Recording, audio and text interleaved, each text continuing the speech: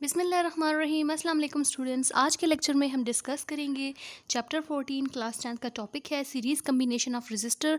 Previous lecture में हम लोगों ने ohm's law, ohmic and non ohmic conductors, factor affecting resistance उनको डिस्कस किया था। आज हम उनके कम्बिनेशन पढ़ेंगे कि रजिस्टर्स के कितने कॉम्बिनेशन होते हैं।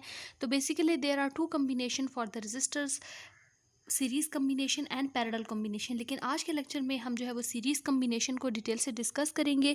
नेक्स्ट लेक्चर में इंशाल्लाह हम लोग देखेंगे पैरेलल कम्बिनेशन ऑफ रजिस्टर।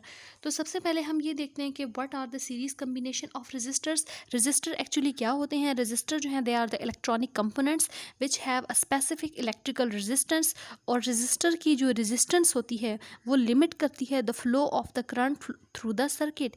यानी वो एक्चुअली क्या करते हैं, करंट के फ्लो को एक लिमिट जो है वो प्रोवाइड करते हैं, करंट फ्लो को क्या करते हैं, थोड़ा रिड्यूस करते हैं। यानी जितनी भी रजिस्टर्स होती हैं उनकी अपनी कुछ खास इलेक्ट्रिकल रेजिस्टेंस होती है जो कि वो उस सर्किट में जो है वो प्रोवाइड करते हैं।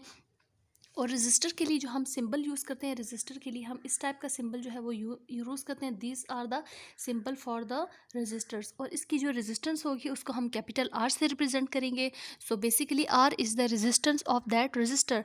और रजिस्टर जो होते हैं वो उनके एंड्स होते हैं। एक एंड है और ये दूसरा एंड है। यहाँ वो कनेक्ट करते हैं बैटरी के टर्मिनल्स के साथ।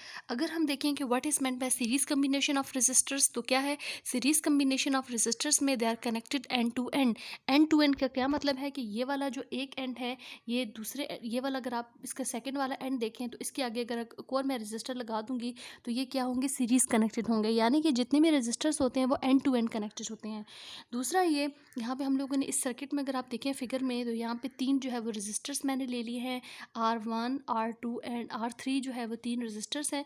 और इनकी जो रेजिस्टेंस है this is R1 R2 and R3 are the resistance of three resistors। तो इनको एंड टू एंड कनेक्ट कर लिए। यहाँ हमने बैटरी प्रोवाइड कर दी, बैटरी की जो वोल्टेज है उसको हमने V कह दिया है। और बैटरी के साथ यहाँ पे हम लोगों ने की लगा दिया है। की का मकसद क्या होता है कि करंट हमेशा क्लोज पाथ में फ़्लो करता है। तो की जब क्लोज होगी तो करंट जो है वो फ़्लो करेगा और रजिस्टर्स में भी पास होगा। अब जो है वो हम इसकी कुछ देखेंगे कि इसकी जो इंपॉर्टेंट फीचर्स हैं, कि सीरीज़ कम्बिनेशन ऑफ रजिस्टर्स के जो इंपॉर्टेंट फीचर्स हैं वो क्या है, या उसकी जो कैरेक्टरिस्टिक्स हैं वो क्या है। हम यहाँ पे देखेंगे कि V1 V2 and V3। V1 is the voltage across R1, V2 is the voltage across R2 and V3 is the voltage across R3। अब हम यहाँ देखेंगे सिर्फ सीरीज़ कम्बिनेशन में करंट कितना कितना होगा और वोल्टेज जो है वो प्रोवाइड की जा रही है इन रजिस्टर्स को वो कितनी होगी। तो यहाँ पे हमने ये पढ़ा है कि सीरीज़ कम्बिनेशन ऑफ रजिस्टर्स में क्या है कि the electric current has a single path through the circuit. यानी कि अगर आप इस फिगर में देखें तो हमारे पास एक ही क्लोज पाथ बन रहा है, ठीक है। और ये close path single close path है, तो करंट हमेशा जो है वो क्लोज पाथ में फ़्लो करता है। यहाँ पे अगर हम देखें तो करंट किस तरह फ़्लो कर रहा है, from positive to the negative. और करंट को फ़्लो करने के लिए सिर्फ एक ही पाथ प्रोवाइड किया गया है। तो बेसिकली करंट जो है वो यहाँ पे क्या होगा, सेम होगा। यानी R1 R2 और R3 इन तीनों रजिस्टर्स में से जितना करंट पास कर रहा होगा उसकी वैल्यू क्या होगी, सेम होगी। That current is provided by the battery. तो यहाँ पे क्या है, the electric current has a single path through the circuit, that's why the current passing through the each resistor will be same. अब इसके कुछ और इंपॉर्टेंट जो फीचर्स हैं वो देखते हैं कि पहले जिसकी इंपॉर्टेंट कैरेक्टरिस्टिक है वो क्या है कि the current passing through the each resistor is same. R1 is the current passing through R1, I2 is the current passing through R2 and I3 जो है वो किसकी रिप्रेजेंटेशन यहाँ पे की गई है, the current passing through R3। लेकिन यहाँ पे करंट जब इस तरह पॉजिटिव बैटरी से फ्लो कर रहा है फ्रॉम पॉजिटिव टू नेगेटिव, तो उसके पास यहाँ पे एक ही सिंगल पाथ है कि वो फ्लो करे। तो ये क्या होगा कि जितना बैटरी करंट प्रोवाइड करिए वही सेम अमाउंट का करंट जो है वो इन सारे रजिस्टर्स में से पास होगा। यानी टोटल करंट जो है वो क्या है, सेम है as I1 I2 I3 is equal to I। फिर उसके बाद हम इसकी वोल्टेज की बात कर लेते हैं।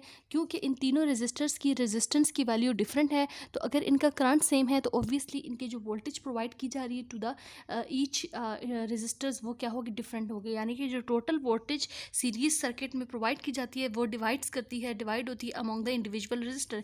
यानी जो बैटरी की टोटल वोल्टेज है V वो किसके इक्वल है, वो इक्वल है sum of the voltage across each resistor. क्योंकि ये टोटल वोल्टेज जो है वो हर वोल्टेज के रजिस्टर के अक्रॉस डिवाइड हो रही है। तो यहाँ पे टोटल वोल्टेज V किसके इक्वल आ जाएगा, V1 plus V2 plus V3। यानी टोटल वोल्टेज बैटरी जो प्रोवाइड करे that is V, and V1 is the voltage across R1 and V2 is the voltage across R2 and V3 is the voltage across R3।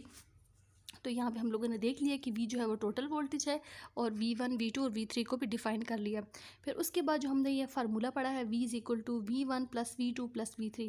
अब यहाँ पे हम देखेंगे Ohm's law के according कि अगर करंट जो है वो सीरीज सर्किट में रेजिस्टर्स के अक्रॉस जो करंट फ्लो हो रहा है उसकी वैल्यू सेम है तो ओहम्स लॉ के अकॉर्डिंग क्या होगा। ओहम्स लॉ हम लोगों ने पढ़ा है। ओहम्स लॉ क्या होता है, V is equal to IR होता है, उसकी ये मैथमेटिकल फॉर्म होती है। तो यहाँ पे हम देखेंगे कि अगर V is equal to V1 plus V2 plus V3 के इक्वल है तो V1 किसके इक्वल आ जाएगा, I1R1। V2 किसके इक्वल होगा, I2R2 एंड V3 इक्वल होगा I3R3। इस इक्वेशन में अगर हम देखें तो हमने इन सब की जगह पे I1 I2 I3 की जगह पे I पुट किया है। करंट की वैल्यू हमने इसको सेम रखा है क्योंकि सीरीज सर्किट में करंट जो है वो सिंगल पाथ होता है, इसलिए करंट जो है वो प्रोवाइड की जा रहा है टू द ईच रजिस्टर, उसकी वैल्यू भी क्या होगी, सेम होगी। तो यहाँ पे हम देखेंगे नेक्स्ट स्टेप में हमने क्या किया है कि हमने यहाँ से I को कॉमन ले लिया। तो हम अगर ब्रैकेट में चेक करें तो ब्रैकेट में हमारे पास वैल्यू आ गई V is equal to I, bracket में IR1 plus R2 plus R3। इसको आप इक्वेशन 1 कह दें।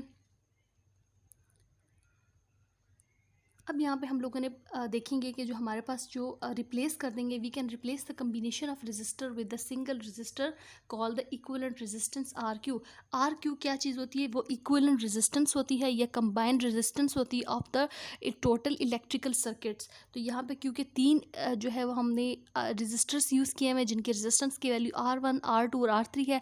तो अगर हम उसको आर इक्विवेलेंट में कन्वर्ट करना चाह रहे हैं तो हम लॉ के अकॉर्डिंग क्या होगा, यानी total voltage provided by the battery is V, total current passing through the each resistor will be I, और RE क्या है, the combined resistance of the circuit. तो हमने इसको RE से लिख लिया है। अब नेक्स्ट स्टेप में क्या करेंगे, हमने जो यहाँ पे V की वैल्यू पुट की थी, V की जगह पे इसकी वैल्यू पुट गए IR1। तो नेक्स्ट स्टेप में हम क्या करेंगे, I से कैंसिल हो गया, यानी R इक्विवेलेंट का क्या फार्मूला आ गया, R1 plus R2 plus R3। R equivalent is basically the total combined resistance of the that circuit. So R equivalent, the equivalent resistance of the series combination is equal to the sum of the individual resistance of the series combination। ये हम लोगों ने देख लिया कि series combination में अगर हमने R equivalent फाइंड करना है तो R equivalent किसके इक्वल होगा, combined resistance of the individual resistors. यहाँ पे हम देख लेते हैं कि लेट सपोज करें कि आपके पास काफ़ी सारे रजिस्टर्स हैं R1 R2 up to Son R3। तो सीरीज़ कम्बिनेशन में हम कैसे फाइंड करेंगे, इनका R इक्विवेलेंट क्या होगा, R इक्विवेलेंट होगा R1 plus R2 plus R3 plus up to so on Rn। तो आई होप कि ये लेक्चर आपको अच्छी तरह समझ आ गया होगा। नेक्स्ट लेक्चर में हम इंशाल्लाह डिस्कस करेंगे series and parallel combination of register. अगर आपको वीडियो अच्छी लगी है तो प्लीज़ इस चैनल को ज़रूर सब्सक्राइब कर दें और इस वीडियो को भी लाइक कर दें।